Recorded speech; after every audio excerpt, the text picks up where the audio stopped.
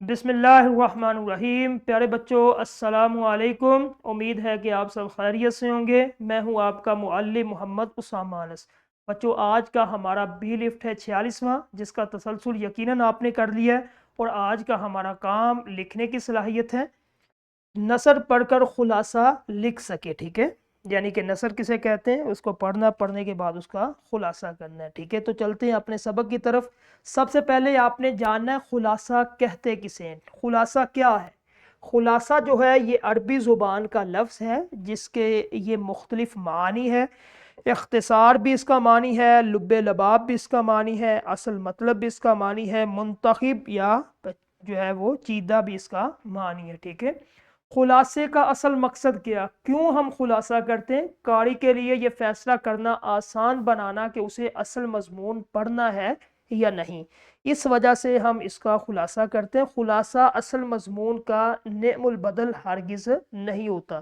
دو تصاویر ہیں، ان تصاویر کو دیکھیں۔ خلاصے کا مختصر اور سیدھا نقشہ، ٹھیک ہے؟ یہ جو تصاویر ہے۔ اب دوسرے نمبر پہ اصل مضمون کا یہ تفصیلی ہے۔ اب جو قاری ہوگا وہ اس میں اس کو پتہ ہی نہیں ہوگا، مکمل جو ہے اس کو جانچ پڑتال کرنی پڑے گی۔ خلاصے کے اندر آپ نے 3-4 لائنوں میں مکمل واضح کر کے بتا دیا، تاکہ ہر بندہ اس کو جو ہے وہ بآسانی سمجھ سکے، ٹھیک ہے؟ اس کے بعد خلاصہ نگاری کا سفر۔ سب سے پہلے آپ نے پڑھنا ہے عبارت کو، جس کا آپ نے خلاصہ کرنا ہے، سمجھنا ہے۔ اس کے بعد پھر آپ نے کیا کرنا ہے؟ چھاننا۔ چھاننا کیا ہے؟ کہ اس کے اندر جتنے بھی الفاظ ہیں، یعنی کہ محاورات ہے، تشبیہات ہے، مشکل جو ہے وہ عبارتیں یا غیر ضروری الفاظ کو آپ نے ضائع کر دینا، ٹھیک ہے؟ پھر آپ کے پاس جو نیچے بچیں گے الفاظ، اس کو آپ نے یعنی کہ 1/3 بچ جائے گا، اس کا آپ نے خلاصہ کر دینا، ٹھیک ہے؟ سب سے پہلا جو قدم ہے عبارت فہمی اور اہم نکات۔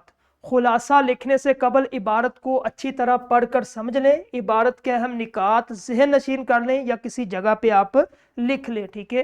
اس کے بعد مشکل الفاظ کا آسان متبادل۔ عبارت میں آنے والے نئے اور مشکل الفاظ کی جگہ ان کے معنی یا آسان مترادف الفاظ استعمال کریں۔ اور سب سے اہم ترین اصول کیا ہونا چاہیے؟ آخری اصول ہے، خلاصہ کسی بھی عبارت کا 1/3 سے زیادہ نہیں ہوتا۔ مثال کے طور پہ آپ کے پاس 300 الفاظ ہے، آپ نے 100 الفاظ کا خلاصہ کرنا ہے، ٹھیک ہے؟ صرف اہم نکات پر مشتمل ہو، غیر ضروری تفصیلات سے گریز کریں آپ، ٹھیک ہے؟ واقعات کی اصل ترتیب کو مد نظر رکھنا آپ نے۔ خلاصہ لکھتے وقت واقعات کی ترتیب بالکل نہ بدلیں، جس ترتیب سے بات اصل متن میں ہوئی وہی ترتیب خلاصے میں رہے گی، ٹھیک ہے؟ اور اس کے اندر جتنے بھی محاورات ہے، ضرب الامثال ہے، اشعار، اس کو نکال دیں، کیونکہ یہ خلاصے کے اندر نہیں آ سکتے، ٹھیک ہے؟ خلاصہ نگاری کے اندر ایک اور چیز جو ہے وہ آپ نے دیکھنی ہے، اس کے اندر اپنی ذاتی رائے، اپنے الفاظ نہیں اس کے اندر شامل کرنے، ٹھیک ہے؟ یہ تبصرہ نہیں اس کے اندر شامل کرنا، بلکہ جو لکھا ہوا اسی کو آپ نے مختصر کر کے بیان کرنا، ٹھیک ہے؟ اب جو کرنے والے کام ہیں، جو نہیں کرنے وہ دیکھ رہے ہیں۔ سب سے پہلے آپ نے اہم نکات لکھنے ہیں، آسان مترادفات کا استعمال کریں اور 1/3 میں اس کو مکمل کر دیں، اور واقعات کی ترتیب کو برقرار رکھیں۔ جو نہیں کرنے، غیر ضروری تفصیلات، ٹھیک ہے، اس کو نہ لکھیں۔ محاورات اور اشعار اس کے اندر شامل نہ کریں، ترتیب نہ بدلے، ذاتی رائے اور تبصرہ نہ دیں، ٹھیک ہے؟ تو یہ تھا ہمارا آج کا لکھنے کی صلاحیت، خلاصہ مکمل ہوا۔ یہ آج کا کام تدریسی جانچ یہ کرنا ہے آپ نے۔ اس کے بعد گھر میں بھی خلاصے کے لیے کام ہے، اس کو اچھے طریقے سے کریں گے تو آپ کو خلاصہ لکھنے کا بالکل آسان طریقہ پہلے بھی ہم نے کیا ہے، دوبارہ پھر کر رہے ہیں تاکہ دوبارہ پھر آپ اس کو سمجھ سکیں، ٹھیک ہے؟ تو ہمارا آج کا جو لیکچر تھا ختم ہوا۔ کل انشاءاللہ ایک نئے لیکچر کے ساتھ ملیں گے۔ السلام علیکم۔